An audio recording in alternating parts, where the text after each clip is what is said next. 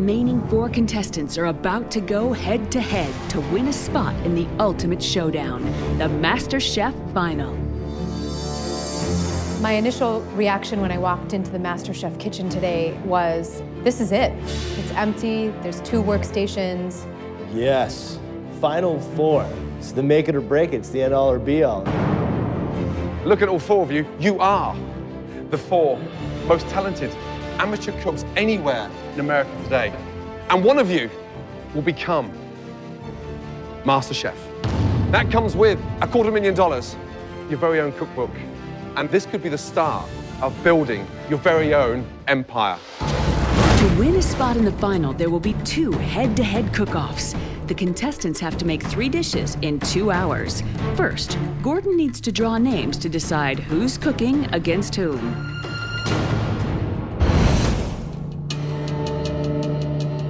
First name, David Miller. You're going up against... Sheetal. Bring it. Sheila going against Dave, I'm going against Whitney, and I don't think she's intimidated. Maybe she is, but she's doing a hell of a job of not showing it to anybody. I'll be extremely honest, I'm afraid of her. How does that feel? I got what I wanted, so I fished my wish. You fished your wish. I fished my wish. He is a cocky son of a bitch.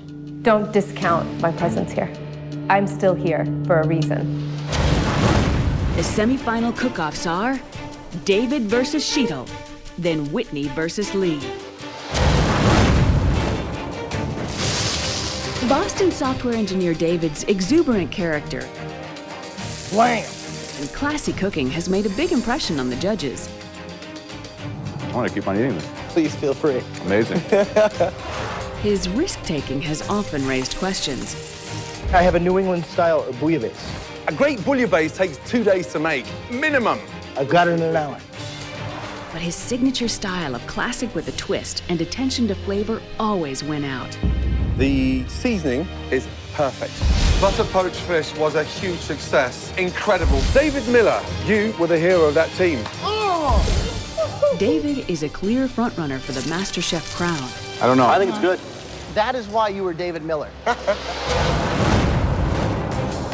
Chicago teacher Sheetal has risen to constant challenges well outside of her cooking comfort zone. I've never killed anything in my life. You never what? I think I can kill the crab. And while her time management has occasionally let her down, It's not right. her exotic flavor combinations have seen her dishes get better and better. Honestly, first mouthful, close my eyes, I'm in India. Delicious. That tastes amazing. The winner of the last Mystery Box Challenge, Sheetal, well done. Making her a quiet contender for the MasterChef title. One of you will advance through to the final, and one of you will be going home. I'm sure you're dying to get started, but today there's a big surprise. Because behind that door, there are some very excited faces dying to see you both.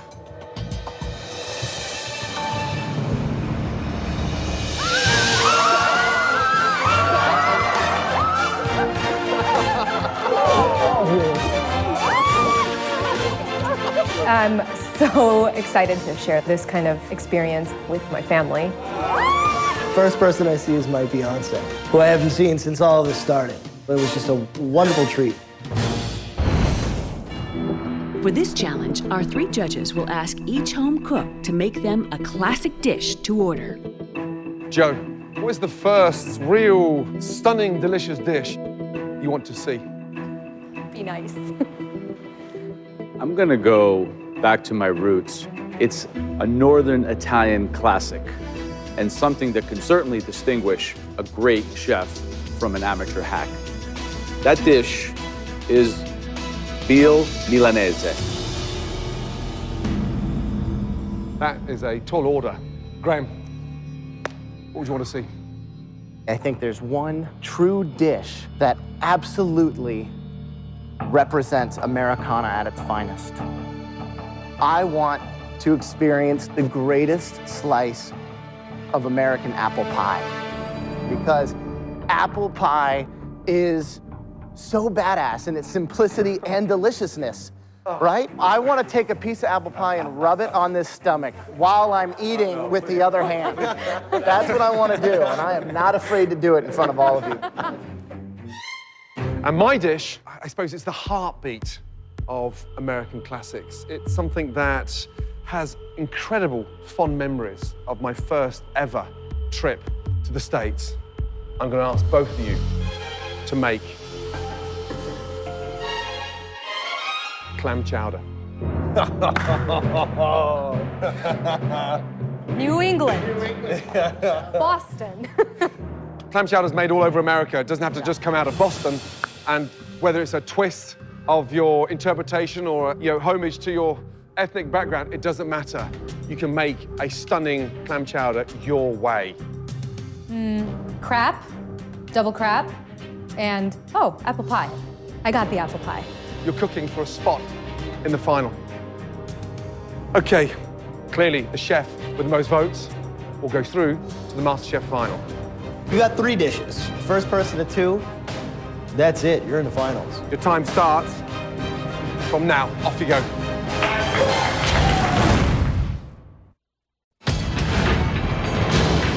Two hours, 3 stunning dishes. Your time starts now. Off you go.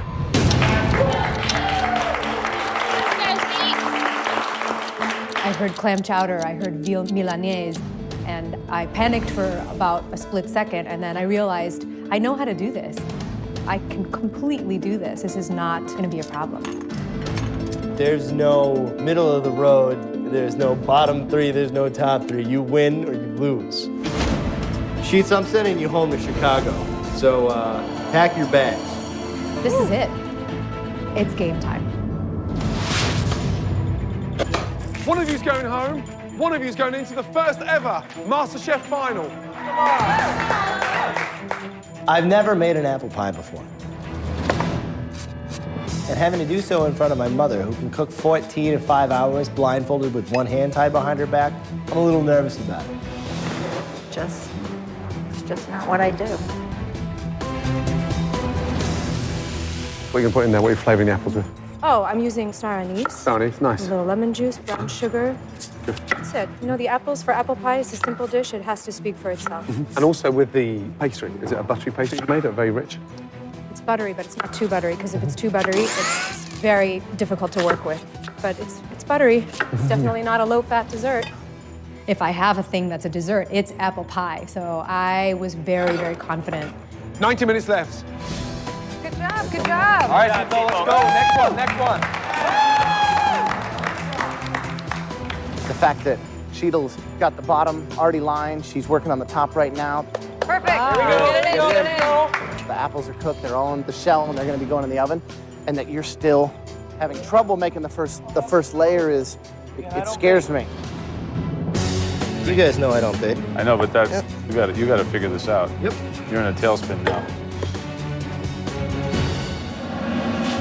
Chantal and David, those pies should be in the oven by now. All right, get that thing in. Let's All right. Good job. There's no way I'm gonna be MasterChef without putting something resembling an apple pie on a plate.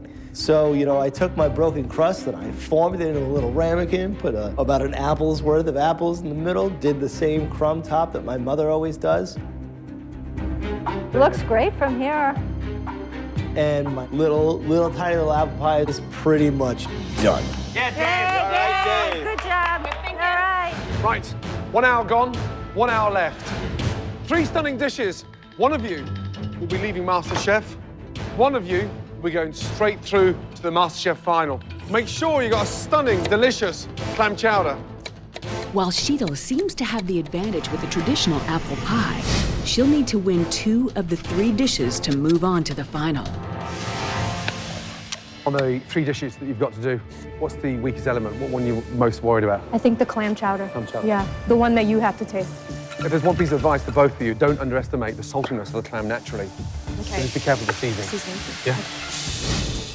Yeah. All right, Miller, you got 3 dishes that separate you from going on to the final and ultimately $250,000 and the title of MasterChef. Yep. How are you feeling about that? I am good. I have everything I need. What's the story with the chowder now? The chowder, I'm just cooking the potatoes down. Okay. I've got clam. That's the liquid from the clams? Yeah. Let me give that a whirl. That's How's really that nice. looking? Oh, if there's anything I know how to do right, it's clam chowder. Okay, I hope so. There's no way I'm gonna lose. New England clam chowder. Okay, so clams, what's the strategy on those? You're gonna steam them? Yes, in wine and water. Actually, what do you think of this idea? I was going to, for the stock, use shrimp shells for some flavor. Fabulous. Yeah? Smart. Okay. From Joe, you know, you learn these little tricks of the trade, like to put fish bones or shrimp shells in to season that stock, to flavor that stock. And when I told him that that was my plan, I could see that he was like, good girl. Chantel, David, taste, taste, taste, yes?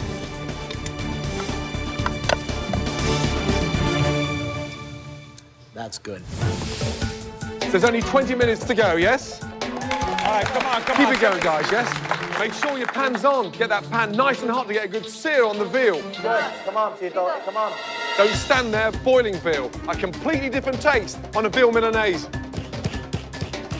I decided to go with the absolute traditional way of cooking this veal, which is you pound the veal, you bread it, you pan fry it.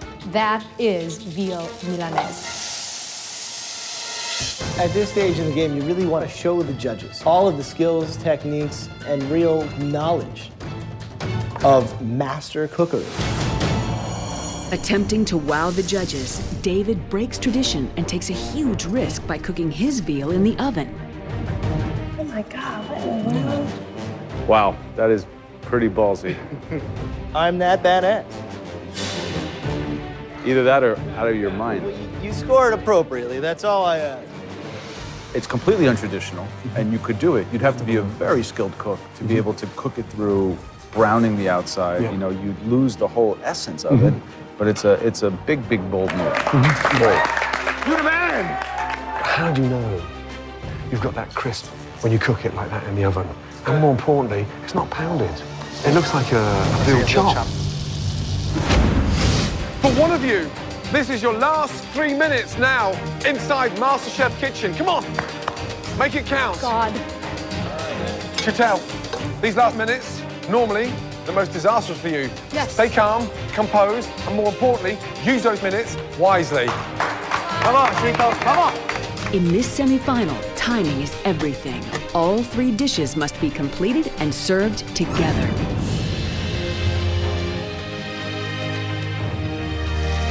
Look at that. I mean, there's a strong possibility Chantel may be able to sneak in and steal it. I mean, she's cooking the veal perfectly, the right kind of time. Yeah, you can hear the sizzle in the pan. All right, Dave, you're looking golden. David, you're golden, buddy. Pretty. It's good, Tito. It's good. You got no time. You got less than a minute.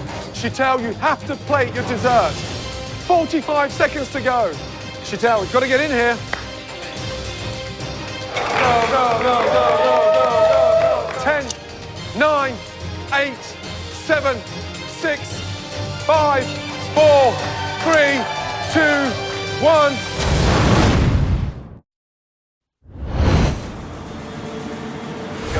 Come on, plate. Come on, guys. The veal, the apple pie, and the clam chowder is all going head to head. The first 1 to 2 out of 3 will be going through to the MasterChef final. 10, 9, Chantel, you have to plate your dessert. 5, 4, 3, 2, 1, and stop. Well done. Really well done. David. Guys, you just spent the last 2 hours looking like professional chefs. Absolutely amazing. And just think, in previous challenges, we've had 1 dish with 90 minutes. Today, 3 dishes in 2 hours. Well done. Thank you, Chef. Okay, first up, give me your best bowl ever of clam chowder. Being from Boston, I'm thinking there's no way I'm gonna lose New England clam chowder. Otherwise, they're not even gonna let me go home. This would be a huge upset. Little girl whose parents are from India, her clam chowder takes down New England boys' clam chowder. Oh my God. Okay, what I'm looking for is a rich, sumptuous, delicious, creamy chowder. Clams cooked perfectly. Chantal, Yes. what is it that's unique to you? What have you done to it? You know, when I was making the broth, I put in some shrimp shells to give it some additional flavor. I put some chopped parsley and a little bacon garnish. David, what should I be experiencing on your modern twist of a clam chowder? It should be a traditional New England style clam chowder. I've used red potatoes, which should be cooked perfectly. And is that tradition in Boston that they drizzle extra virgin olive oil on top of a clam chowder? No, that's my own spin on it. Is that a combination of too much time on your hands? Or are you that ballsy to mess with tradition? Let's go with the latter. I'm gonna start with the one that looks the most traditional. Yours, Chantal.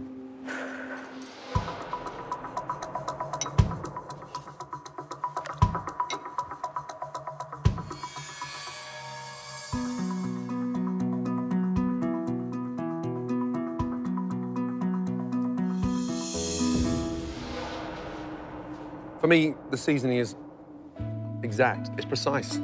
You got that right amount of heat just at the back. That's good. Really good indeed. David, what should I be tasting in yours that I didn't taste in Chantal's? The heat from mine will come from red pepper flakes. It will be creamier, yet it'll still be light. The red potatoes, as a contrast to the russets, I think are a little earthier, and that's why I use the olive oil. Okay. The texture of yours is a lot thinner.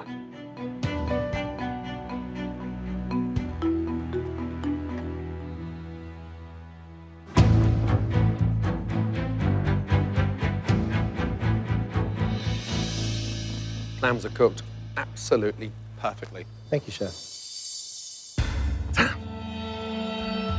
This is a very difficult choice. They're both delicious.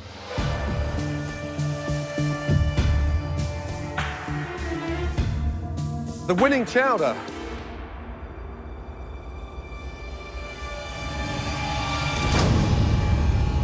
David Miller, well done.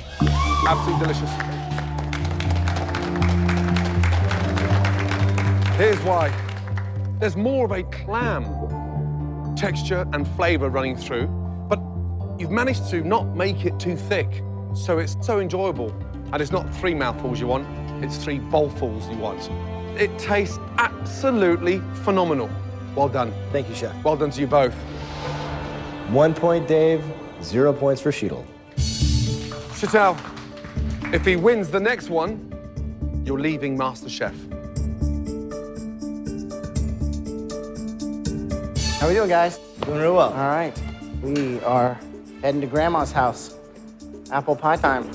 Round 2, the apple pie. She does the traditional dish, or my take on it, which is not traditional. I don't have this apple pie. I'm going home, and apple pie is my thing. What apples did you use in your pie? All Granny Smith. See how it's just flaking apart on its own without, I mean, you look at it wrong and it breaks. You know? It's like it feels me coming. It's so completely unadorned. It's kind of beautiful in its simplicity.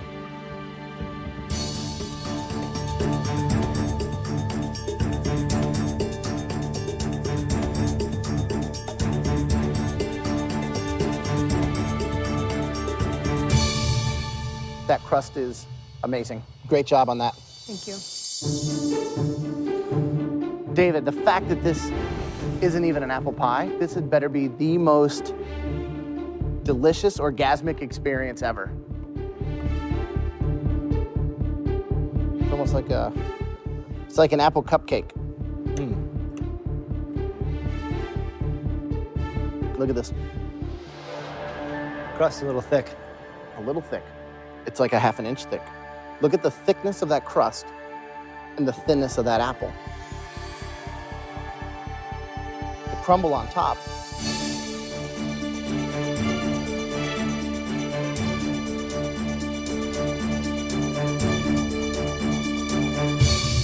Is delicious.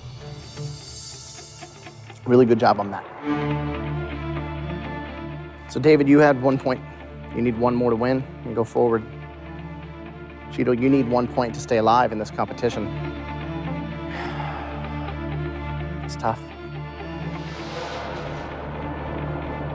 The apple pie that I want to have another piece of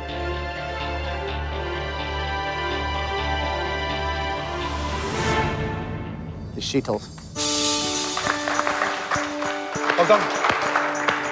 You should be super proud with that. That's a delicious, all-around great American apple pie. Thank well you. done. The apple pie. Cheeto completely destroyed me on it. Now I'm back in it. 1-1. It's tied. It's a tied game. Okay, David, Chital, serve me 2 perfectly executed veal Milaneses. Yes, sir. It's a traditional, authentic dish. You pound the veal, you bread it, you pan fry it. That is veal Milanese. You think of Italian, and you think of Joe, and you know he's very deeply rooted in his traditions. Oh, just Joe. One guy gets me into the finals or sends me home.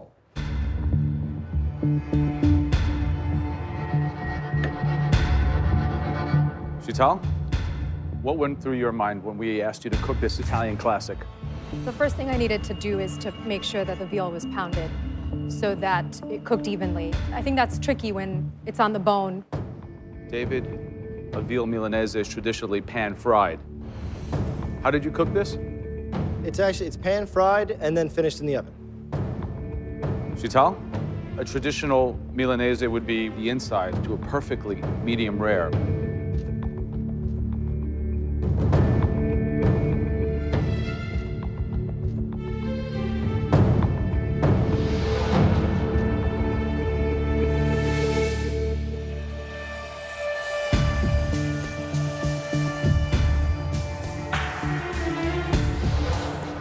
Chital, yours is cooked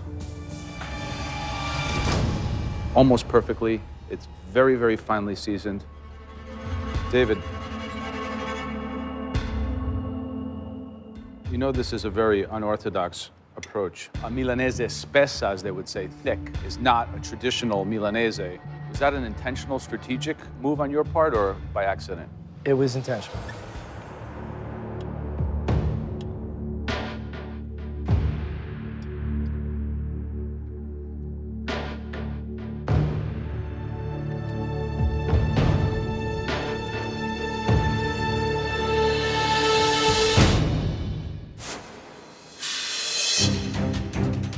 This is a truly difficult decision.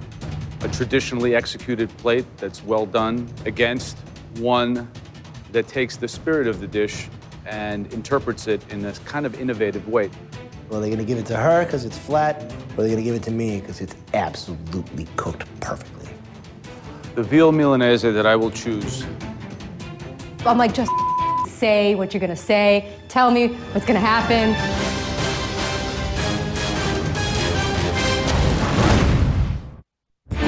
With $250,000 on the line, the cookbook, the title of MasterChef, this is a decision that really weighs on me. The veal Milanese that I will choose, that will take either of you into the final round, is the one that shows tradition combined with technique and innovation. Bravo, David Miller. Congratulations. Congratulations. Chital. Thank you.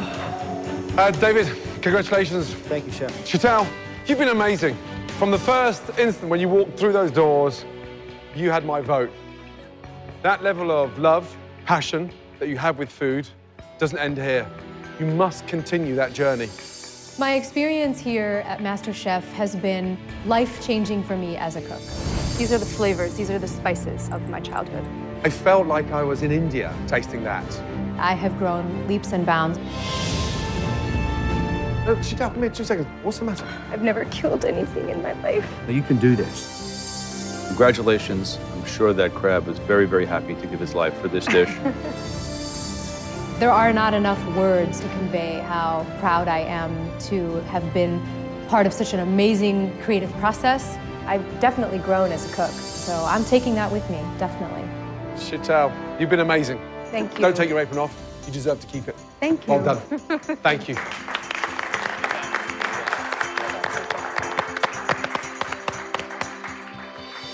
Ready for round 2. Please, Lee and Whitney, let's go. Good luck, guys.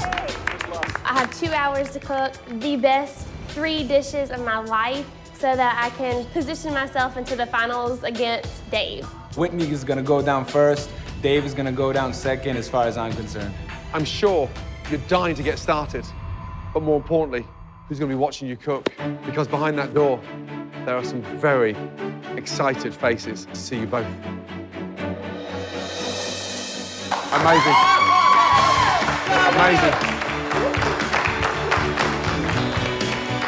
I've never been away from my family as long as I have.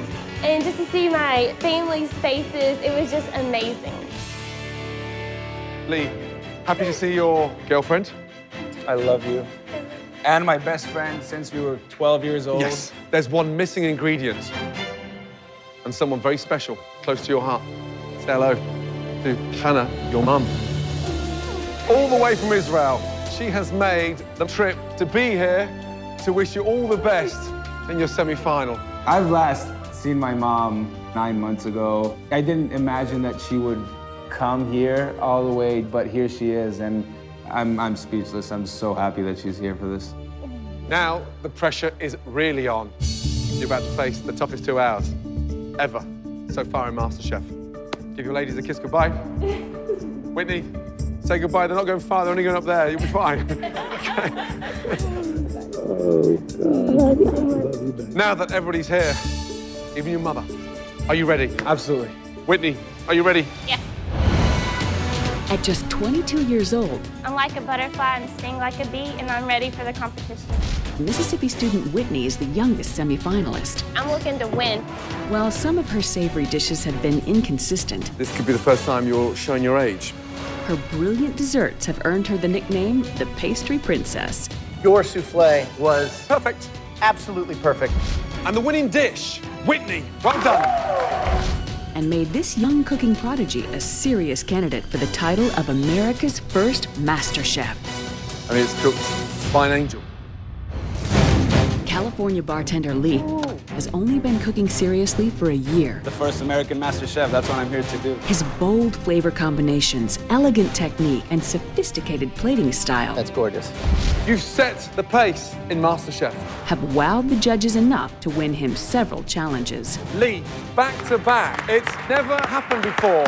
But could his overambition It's not popping for me. And I just expect that you can come up with something exciting. cost him the MasterChef crown? Second place is not an option at all.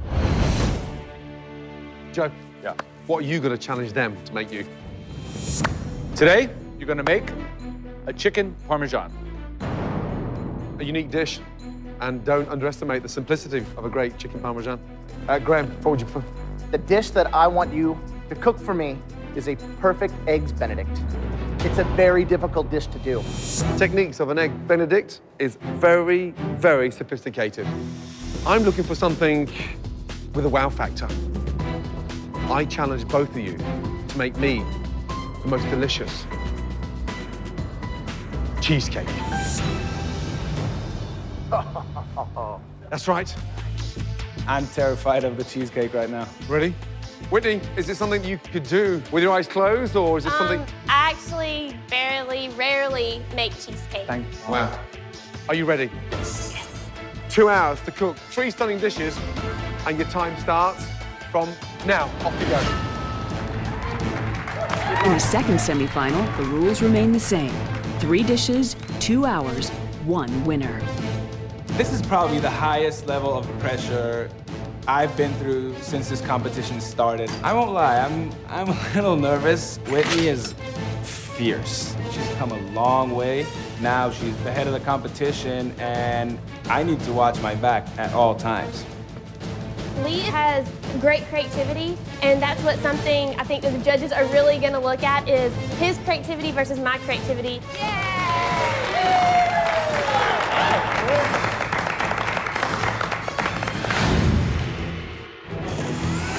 I just jumped on that cheesecake right away. Whitney's a strong dessert person. I am very weak at dessert, but I'll just do my best. Right, Lee. Now, what's the flavor of the cheesecake?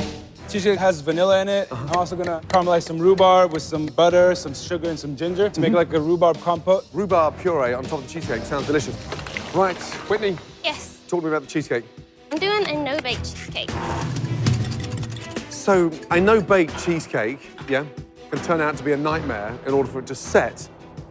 You're not baking it, so therefore it's got to set in the fridge. Whitney, as ever, adventurous, dangerous. Yeah. Good luck. Thank yeah? you.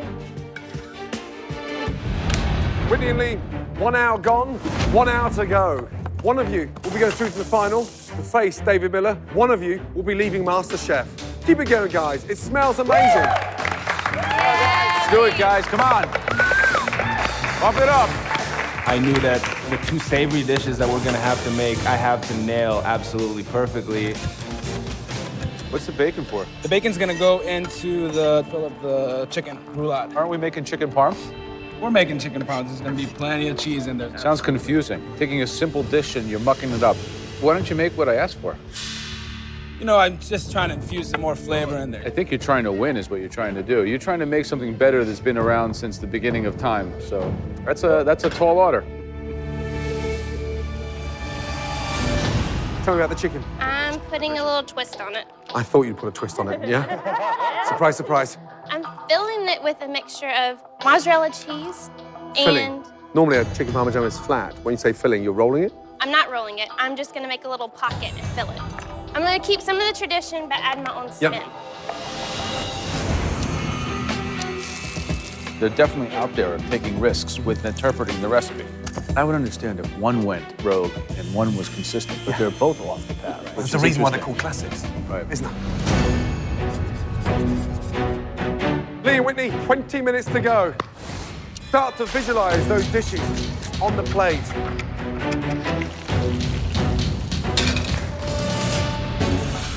With 2 of the dishes well underway, both contestants have to tackle a perfectly timed Eggs Benedict. How are we doing on my Benedict? The Benedict is gonna go over, instead of an English muffin, which I find boring, it's gonna go over like a latke, a potato pancake. Okay. And then the egg and the hollandaise. I think it's gonna go well. Eggs Benedict, what's the twist on that? Because there's bound to be one now. Yes, I'm gonna do a grit cake A grit cake, as opposed to the... as opposed to the muffin. I took a southern twist to it and I made a grit cake. And I did an andouille sausage, which pulls to my like Cajun background. Hollandaise sauce. When was the last time you made a hollandaise? Never. Never. Never, ever, But ever. I mean, that's kind of the spin on everything because I haven't made a lot of things since I've been here. And it's all usually came out pretty well, so I'm not nervous. Yeah.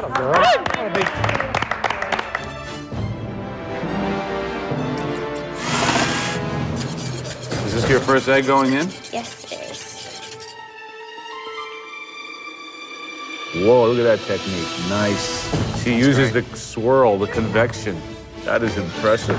I'm gonna do more than one just so I have a backup. 1 hour, 50 minutes gone. Last 10 minutes. The most important 10 minutes since you've been here in MasterChef. Make it count, Whitney, Lee. My mom, the fact that she's present, honestly to me means more than anything. And I'm ready to bring it. I am not giving up till I get this title under my belt. 3 minutes left. Come on.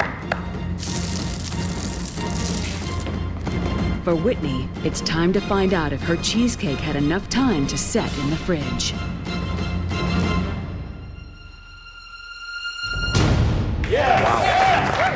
That is a very modern cheesecake.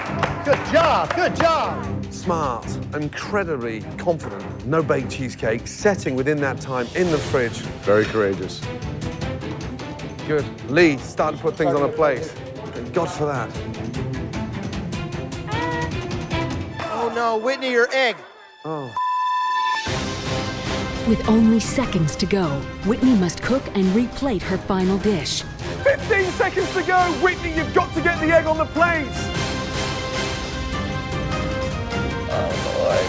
10, 9, 8, 7, 6, 5, 4, 3, Sausage. 2, Sausage. 1.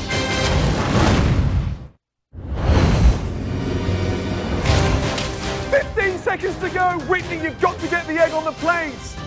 Oh Lord. 10, 9, 8, 7, 6, 5, 4, 3, Sausage. 2, Sausage. 1, and go. Stop. Yes! One of you will be joining David Miller in the final of MasterChef, the first ever final of MasterChef. Good luck to you both. All right, let's do it.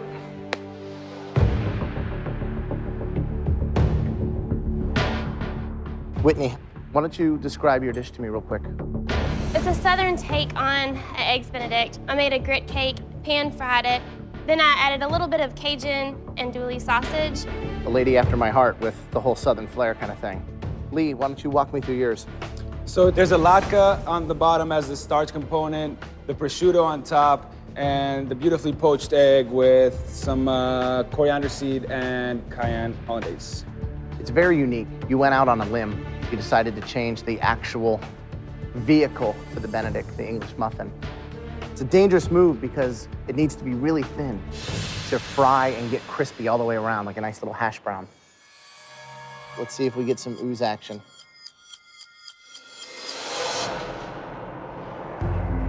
That's a pretty sexy poached egg, I must say.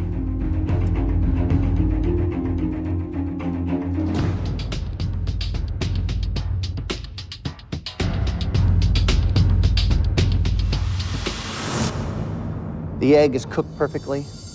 All of it combines to make a really delicious dish that I'd be psyched to order in a restaurant. Whitney, you ready?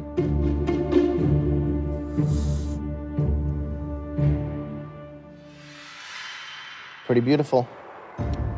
Really nice cooked egg.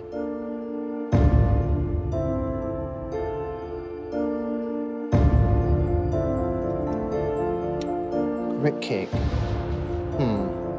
All the elements are prepared correctly, but the grit cake is so big. It's like an 86-ounce truck stop grit cake.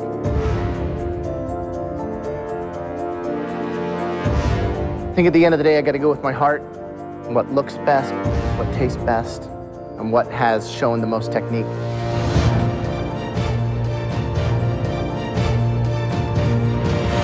And Lee, that is yours. Congratulations. Thank you. Great job.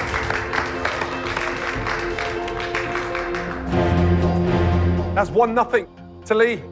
Whitney, if you lose this next plate, you're leaving MasterChef.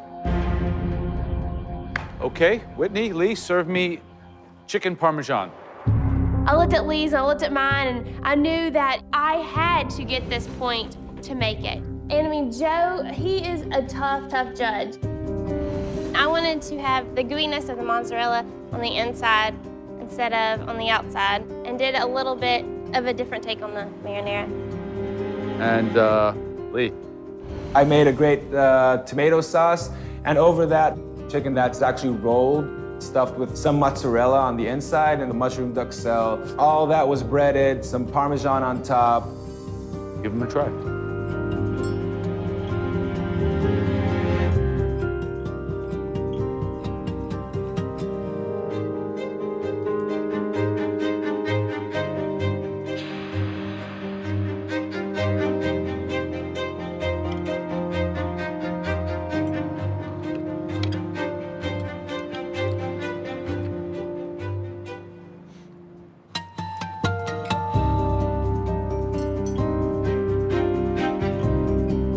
Lee, your dish is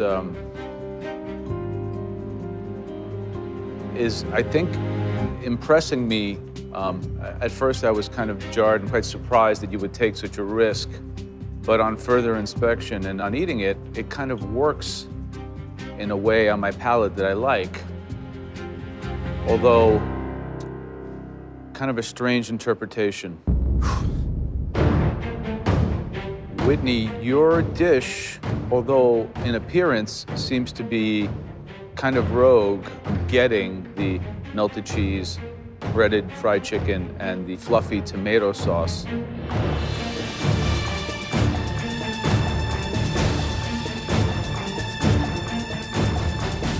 Lee, I have to say that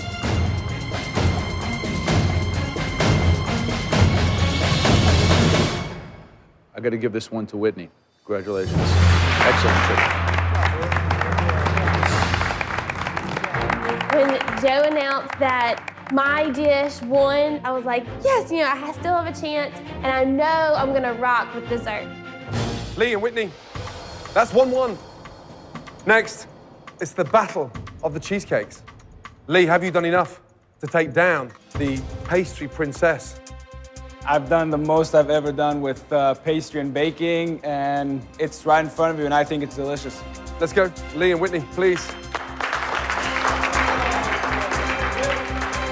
It was all down to a cheesecake. Whoever was going to win this is going to the finals. Lee, that looks a classic baked cheesecake, New York style, topped with a rhubarb compote stroke puree. What else is inside the rhubarb? There's butter and sugar, obviously, and infused ginger. Whitney, explain the blackberries around the outside. What have you done with them? The blackberries have been cooked in a little sugar and just let them stew on the stovetop. The topping, I let sugar kind of almost come to a caramel, kind of like a brittle. Why did you choose not to bake a cheesecake and go with something that was just set in a fridge? I like the fluffiness that it kind of adds to this take on it versus the baked. What are you looking for inside that cheesecake? It's gonna be creamy, and then you have the texture. You have the texture on top, and then you have the berries that will give us all just like a contrast of flavors, but they'll all work really well together.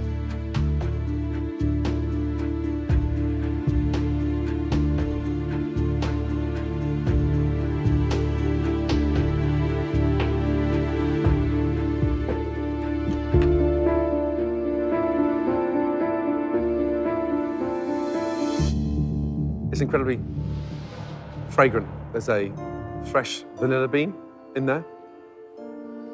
Right, Lee, what are you hoping for inside that cheesecake?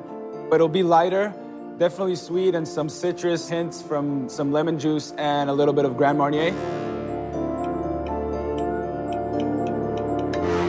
One bite of cheesecake is the difference separating you both right now.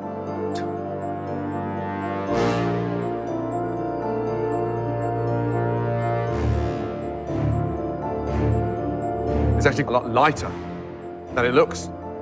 The base is done perfectly. You pull that off, and it complements the tart sweetness of the cheesecake. Honestly, Lee and Whitney, this is the closest I've ever had to judge two dishes and to nominate one winning dish because they both taste superb. The person joining David Miller in the final of the first ever MasterChef. Congratulations to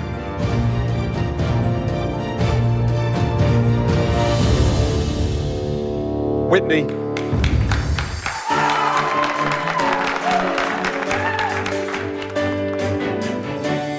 That cheesecake is unique. Texture, flavor, and with that modern interpretation, you took a huge risk and it worked. I'm definitely feeling proud of myself. Here I am now, going into the finals of America's first MasterChef, and this means the world to me. Lee, you've gone through one hell of a journey. That is an amazing cheesecake, and you know damn well you hold a future in this industry. That is a dish to be proud of. Can I have my mom just come and try my food? Please, having spent so long on an airplane, traveling 7,000 miles, I'd love you to come down.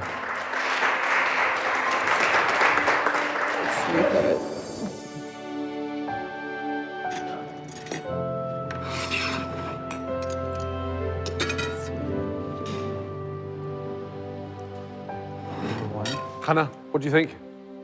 Amazing.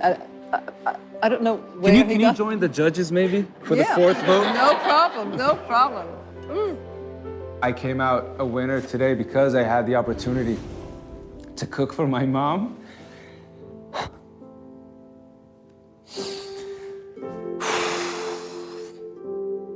And all, competition aside, that to me means more than anything. And it just tells me that I am doing the right thing with my life. I'm so proud of you, sweetheart.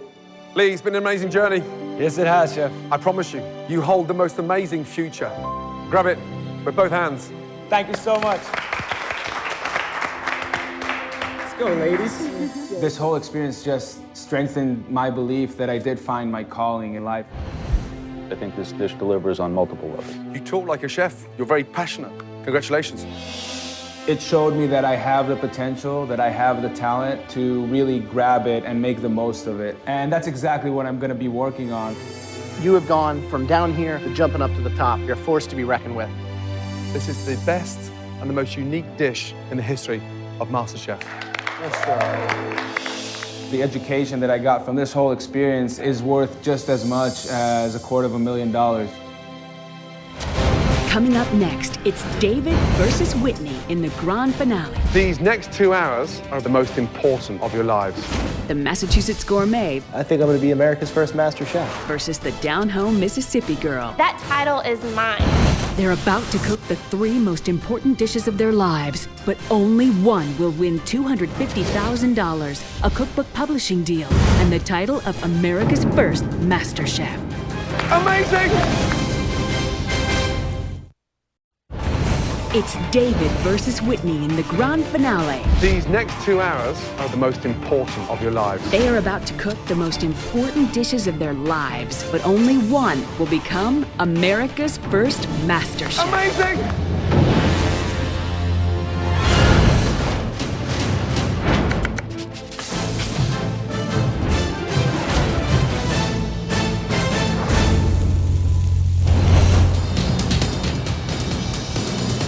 Welcome to the MasterChef main event.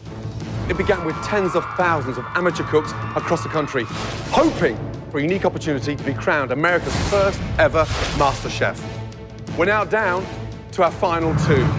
Whitney, a 22-year-old student who's become a force to be reckoned with, can the pastry princess become MasterChef? I might be small, I might be young, but I'm fierce in the kitchen. That title is mine. And David, a software engineer from Boston, who shed his arrogance and has blown us away with his dishes to become a true contender for the title. It comes down to one final battle, and I'm coming out on top. I will be America's first master chef. One of these 2 finalists will win $250,000 and be given a unique opportunity to publish their very own cookbook and earn the distinction of becoming the first ever American MasterChef. And it's all happening tonight. Whitney and David, please go to your stations.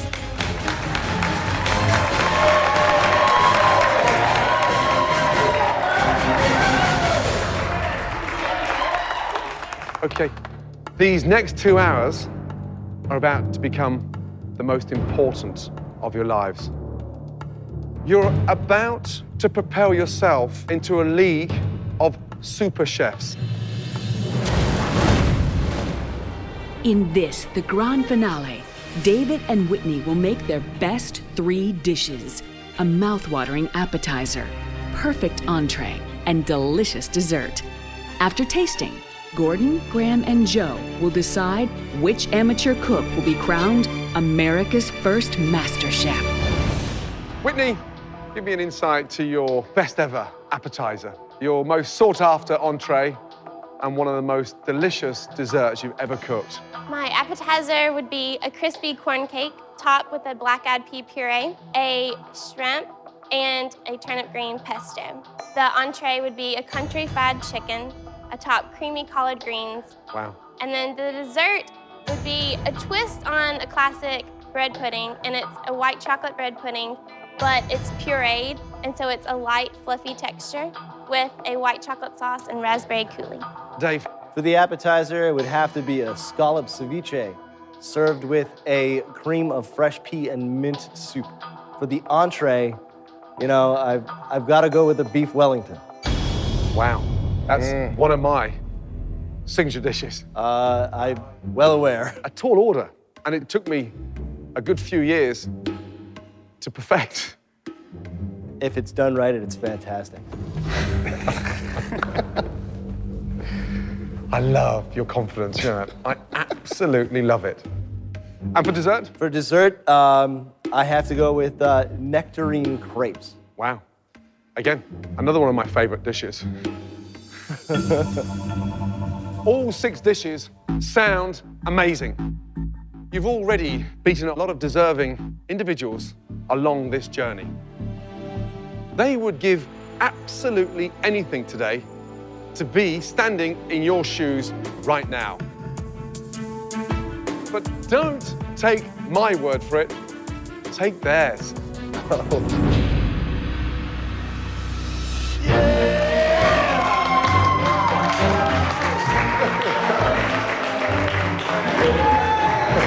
Say hello to your former competitors. With the exception of Dave and Whitney, please, everybody, up there, let's go. Wish them luck.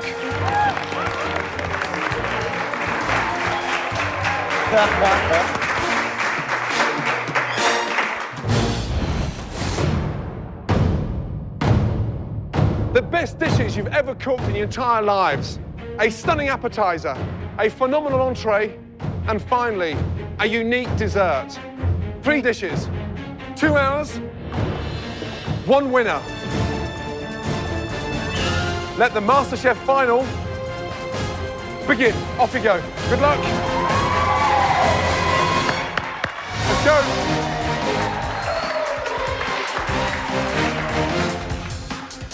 I'm rooting for the girl who took me down, Whitney. I'm rooting for Dave. He was the person I was putting more stock into. I'm rooting for that Mississippi girl, Whitney. Whitney is gonna bring it for the girls down south. Dave is gonna be the one. I'd like to see Whitney win. I was rooting for Whitney. Nothing is gonna get in my way. That title is mine. I think I'm gonna do it. I think I'm gonna be America's first master chef.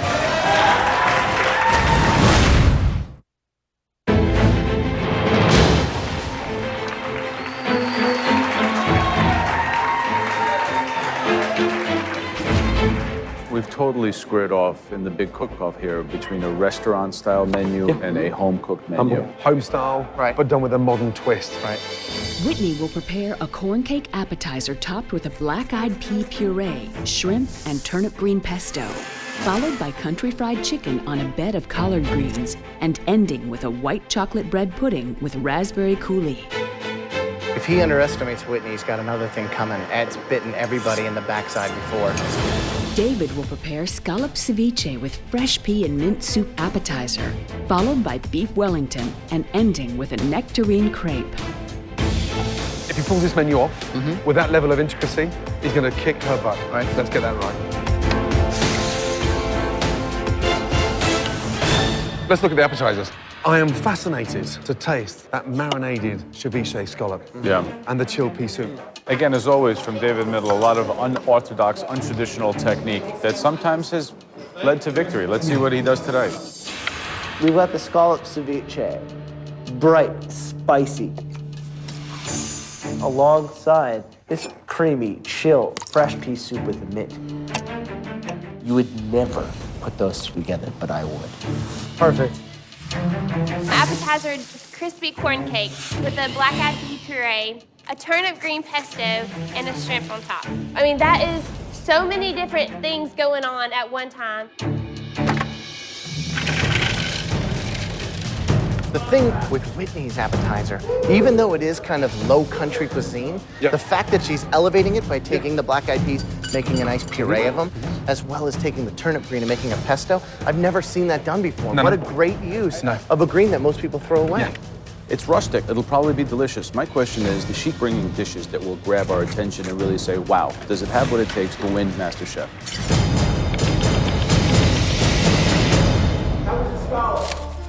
Good. They're fresh. If I start keeling over in pain halfway through, you'll know the scallops are no good. The scallop ceviche. But he's laughing and joking now. Let me know in 25 minutes what time it is. Look at the difference on their faces. One is so focused and so concentrated. The other one wants to play to the audience. Nice. Can you smell that?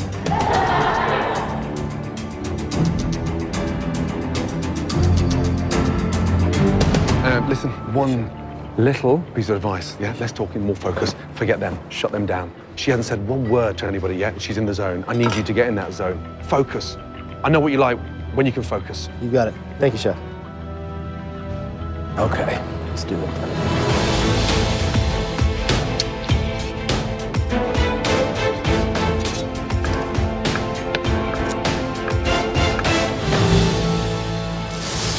With just half the time remaining, David and Whitney move on to their desserts. But Whitney seems to be deviating from her original plan and is now making a souffle. Why would Whitney change at the very last minute and start attempting to do a souffle when a stunning white chocolate bread and butter pudding can be the most delicious dessert anywhere in the world? I don't understand why she'd need to risk everything now over that. Imagine the irony if the pastry princess was taken down by her dessert. Yeah.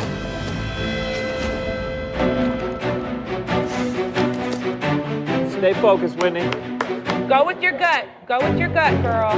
Which is the dish you're most nervous about out of the three? Is it the dessert, entree, or appetizer? Sadly, my dessert, because...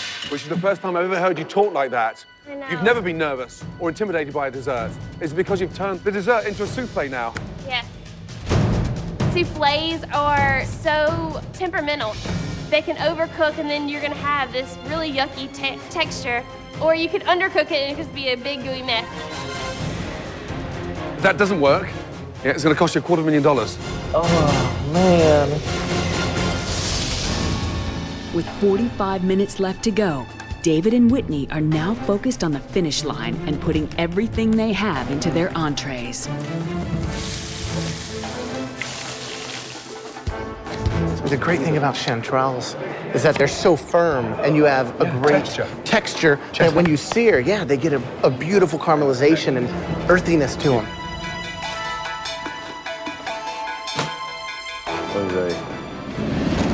He's taken one of the most expensive, delicious, flavorful mushrooms in the entire world and put it into a food processor and turned it into a puree. And lost flavor. And lost flavor. Oh my God. That is a very big mistake. Beef Wellington, I know how many times that could go wrong across the cooking process. Pastry splitting, beef undercooked. To wrap it up and not be able to see it and kind of cook blind and then slice into it. If that beef is undercooked and you slice through, you can't recook that. David. Yes, Chef. 3 difficult dishes. Yes, Chef. Yeah? Wellington especially. What's the one dish you're most nervous about? The Wellington for you. The Wellington. Yeah, absolutely. The secret of that is letting it rest, not slicing that open too early. Anybody who's going to serve a beef Wellington to Gordon Ramsay had better know what they're doing. You know how difficult those Wellingtons are to cook? Yes, sir. You've picked some of the most expensive ingredients anywhere in the world against Whitney, who has some of the cheapest ingredients. Yes, a chef. fillet of beef against a breast of chicken. Yes, Chef. You're going all out. I am. You've got to make them work. Yes, Chef.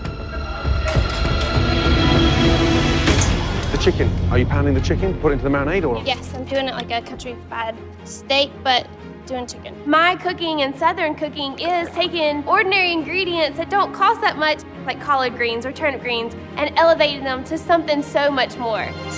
Steak fried chicken breast, you're talking about one of the poorest proteins cooked in the poorest way, a true Southern tradition. And she's taking that tradition and technique and applying it to her chances to win the first ever title of American MasterChef. Yeah. Now that's risky stuff.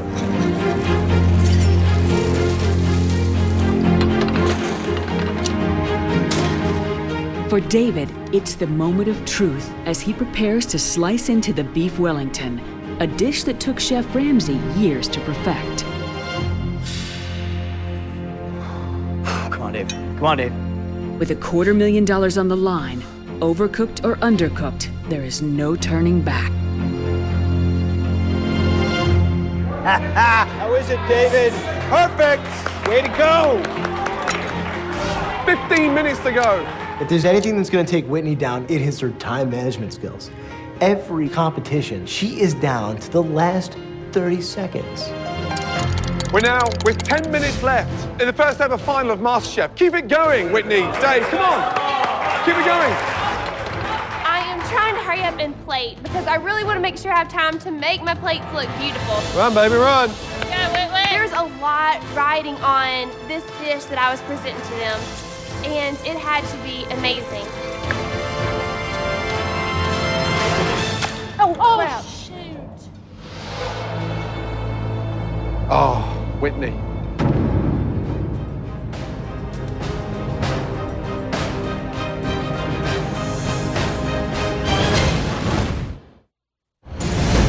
Minutes left in the first ever final of MasterChef. Keep it going. Way to go.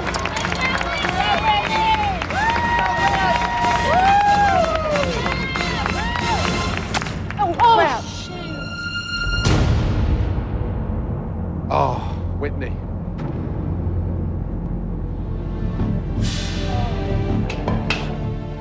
She dropped the chicken. You dropped the chicken. It's okay, it's okay. I cooked my heart out for the past 2 hours and put everything in me into those dishes. It's okay. Got it. I've left school, my family, everything that means the world to me because I wanted this title.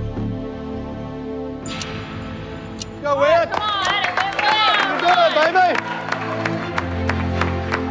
Somebody was going home and I didn't want that to be me. Come on, Whitney. I feel like everybody that's watching me, my family, they're all rooting for me. And I'm thinking, Whitney, you're not letting that title slip from your hands. It's so close. I just buckled it up and went into overdrive.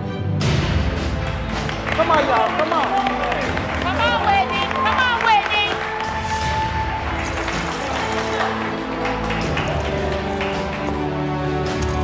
You've got 5 minutes to go. The last ever 5 minutes in the MasterChef final. Come on, guys.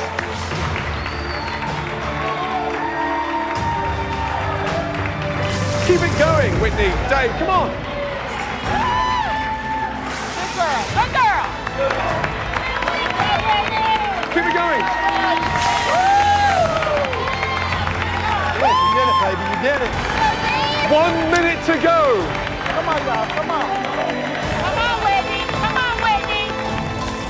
Good job. Yeah! Come on, guys. Yes. All right, Dave. 10, 9, 8, 7, 6, 5, 4, 3, 2, 1. Stop!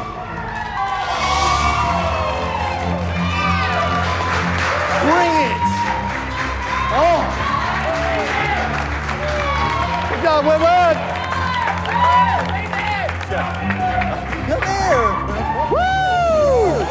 That's it, we're done! We're done! Absolutely amazing. Right, contestants, families, and friends, there's one thing you won't be watching, and that's us tasting all 6 dishes. Not here, but inside the MasterChef restaurant. We'll meet you in there, both of you, with your appetizers. Good luck. Good luck. Let's go.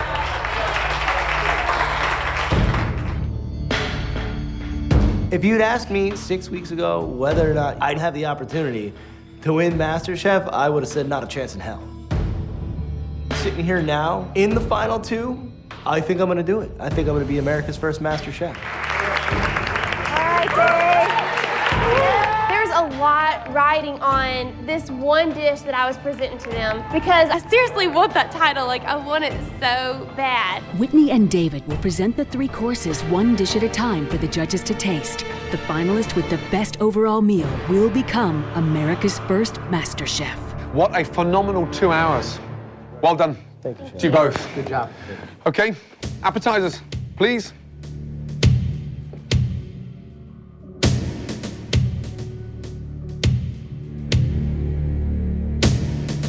They smell delicious. Dave, please, what is it?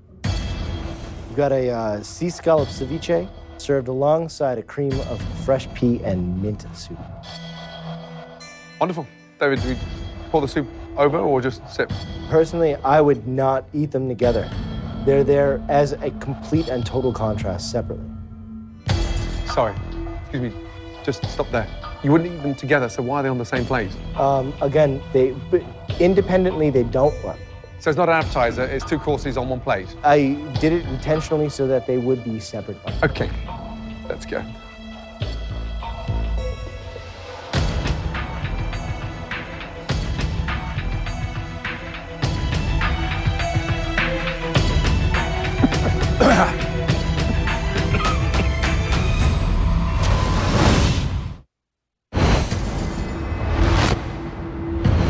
Dave, please, what is it? We've got a sea scallop ceviche served alongside a cream of fresh pea and mint soup.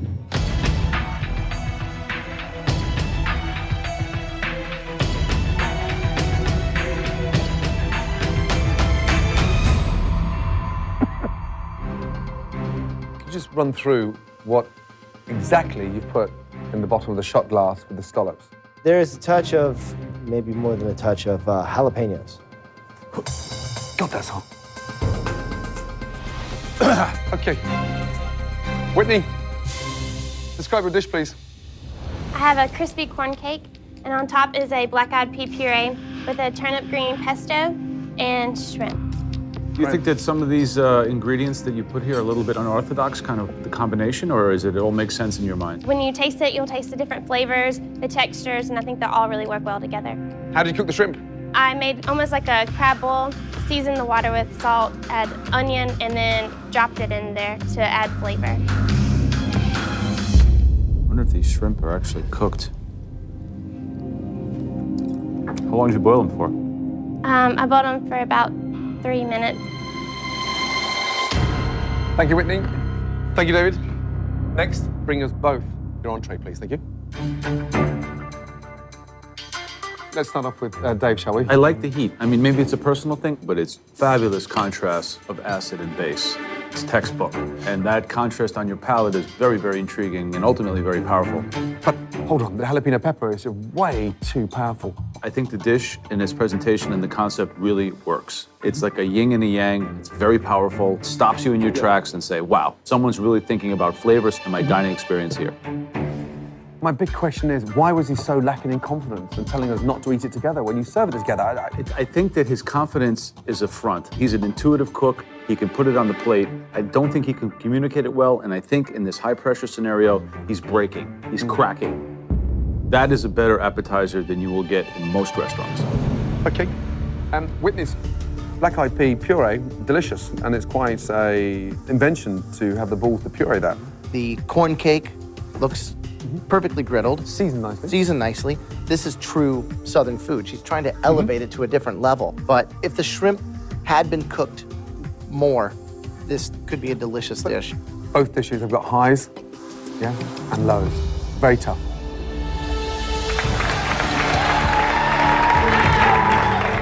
I am beyond proud of myself. It is the most stunning beef Wellington I personally have ever made. But is Whitney's 7-minute chicken cooked to perfection or raw, which can cost her the title? I was very nervous about whether or not my chicken was going to be done. I mean, my adrenaline is pumping like crazy. Thank you. Entrees, please. Okay. Dave, explain exactly what your dish is, please. It is a traditional beef Wellington, beef tenderloin wrapped with prosciutto, a duxelle of mushrooms, a touch of foie gras pate, wrapped in puff pastry and baked. I've made these 1,000 times. I'm so excited to taste this. I want this sort of almost to melt in my mouth. Is that my expectation? Yes, chef.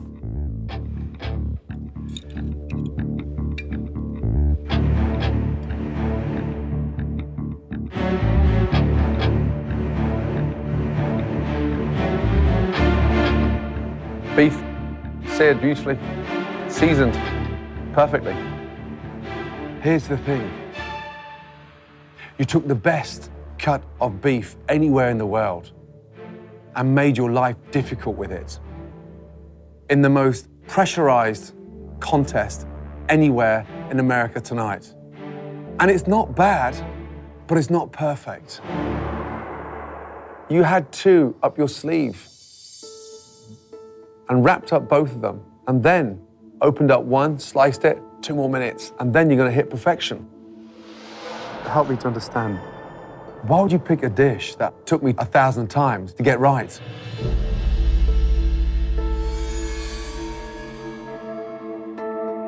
You're good enough to be perfect. That's what I tried to say to you earlier. Use your time wisely. I've seen you focus in a way that is so admirable. David, I can see the regret welling in your eyes. And don't do that. A ton of technique involved in that. Whitney, talk us through your dish. I have a pan-fried country fried chicken over creamed collard greens. When I get my excitement watching you cook, at the age of 22, you've got something that all three of us can never teach you. You have an amazing palate, and that's why you're standing in the final of MasterChef. What I'm more nervous about is pink chicken. You had 7 minutes left, and you dropped the original chicken. Cooking a chicken breast in 7 minutes is virtually impossible. Is this one cooked? Yeah. Because if that's raw, we cannot taste this dish. How do you know that chicken is cooked? I mean, I don't know, but... You didn't even touch it before it went on a plate.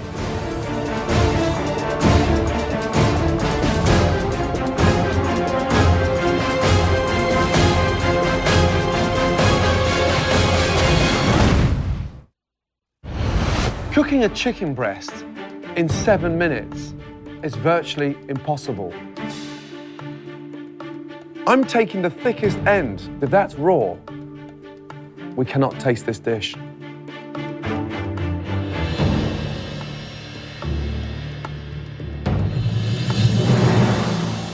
Whitney, it's cooked perfectly. I was freaking out. I was like, seriously, you have a chance now, Whitney. You have a chance. It's like creamed, textured spinach, but with a much cheaper, humble ingredients. Are collard greens cheaper than spinach? Yeah, much cheaper. They give them away. Yeah, exactly. They do. Collards is something that you have to cook at a very low temperature for a long time. You cut them extremely thin. That was really smart. You've managed again to execute a very well cooked chicken breast. Thank you. Dave, Whitney, please bring in your final dishes. Thank you. It's fancy versus simple, at-home gourmet versus southern hospitality beauty. This is something that you would get at a diner in the Low Country. And Dave, this is something that you would order at a very fine restaurant in New York City. So again, it is the culinary civil war, North versus South. That dish has got great potential. There's no two ways about it. He just needs to make it another 500 times before he perfects it. Right. The buttermilk chicken. Unbelievable. Unbelievable. And she did it with 7 minutes to go. Right. Ready for dessert? Yep. Let's do it. I didn't think about anything else. Even though I knew how important this was, I was like, You're not letting that title slip from your hands. It's so close. It comes down to one final battle, and I'm coming out on top. Right. Dave, what is that? It is a nectarine crepe Suzette style. Talk to me about the nectarines. What did you do? Sauteed them in butter and brown sugar and flambéed with cognac. The secret of a good crepe is the color and the thinness and the texture and, of course, the filling. Crepes, nice and thin.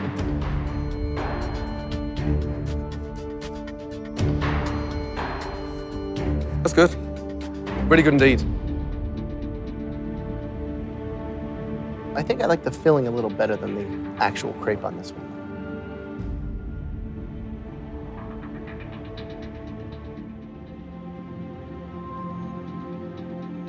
C'est très, très bon. Very good.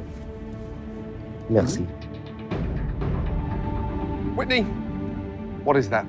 It's a white chocolate bread pudding, but I put my own spin on it and made it more of like a souffle, and I have a white chocolate sauce with a little bit of raspberry coulis. First thing I got taught in Paris was never, ever turn out a souffle out of its mold. Why would you turn out a souffle? I wanted it to be able to eat it with the sauce. It's a take on somewhat of a souffle, but more of a bread pudding style. The texture's moist in the center.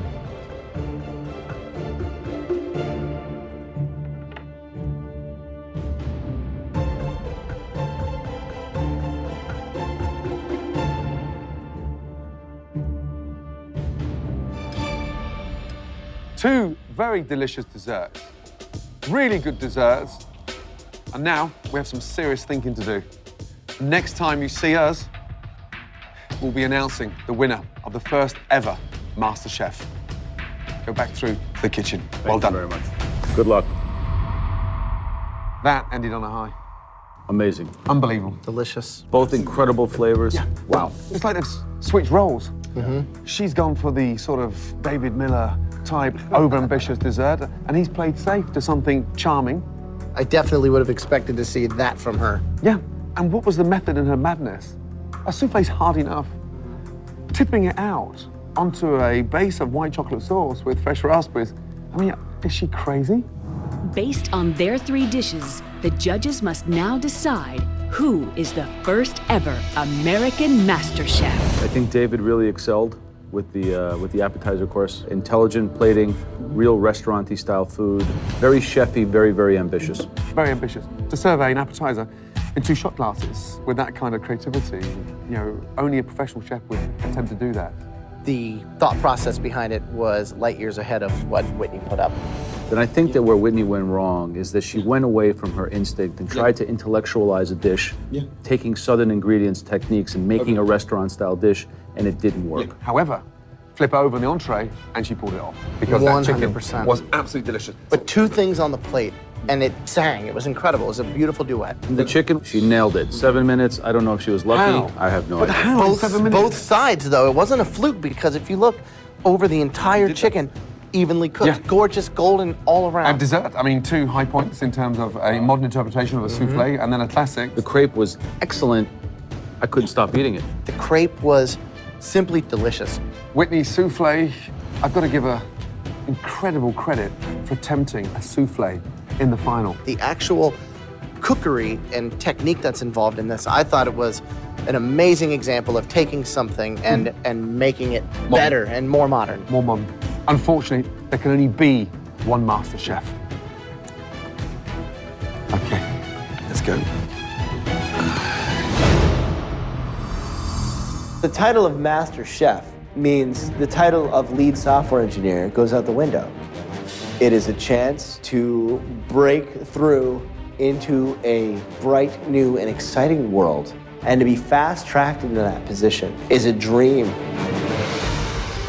This is my biggest dream ever. I'm just a small town girl, and my dream is to really have my own catering business.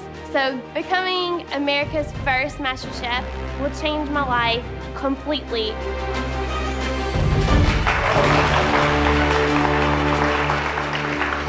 both of you arrived inside MasterChef kitchen as amateur cooks. On tonight's performance, both of you cooked like professionals. You now deserve the right to stand here, right now. Let's go, huh? Come on.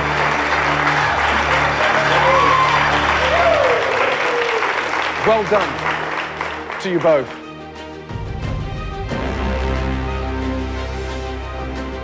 This has been a very tough decision. And the winner of America's first ever MasterChef comes with $250,000 and a unique opportunity, your very own cookbook. It doesn't get any better than that. And that person is the winner of America's first ever MasterChef. Goes to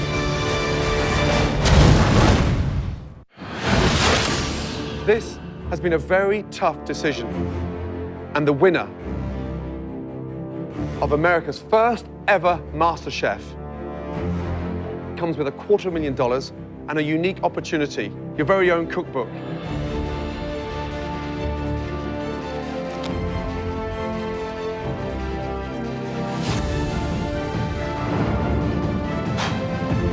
The winner of America's first ever MasterChef goes to Whitney! Amazing! Absolutely amazing!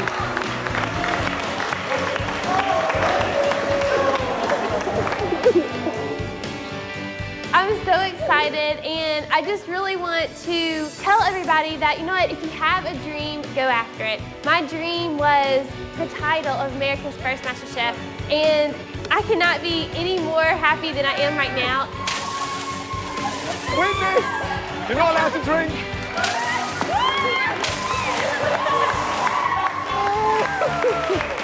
Is this a dream come true? Not only for my wife and I, but for Whitney. We are just all so proud of her. I'm beyond proud of myself. Even having the opportunity to even cook for these guys, to show them that I do have what it takes, you know, but wow. Next to that one, she puts me to shame, and I know she's gonna build that catering business that she's always wanted. The first ever American MasterChef, Whitney! It's just indescribable. I don't even know how to explain how happy I am right now. I'm definitely gonna have my 7-minute chicken in the cookbook. Amazing, amazing, amazing. I am America's first MasterChef!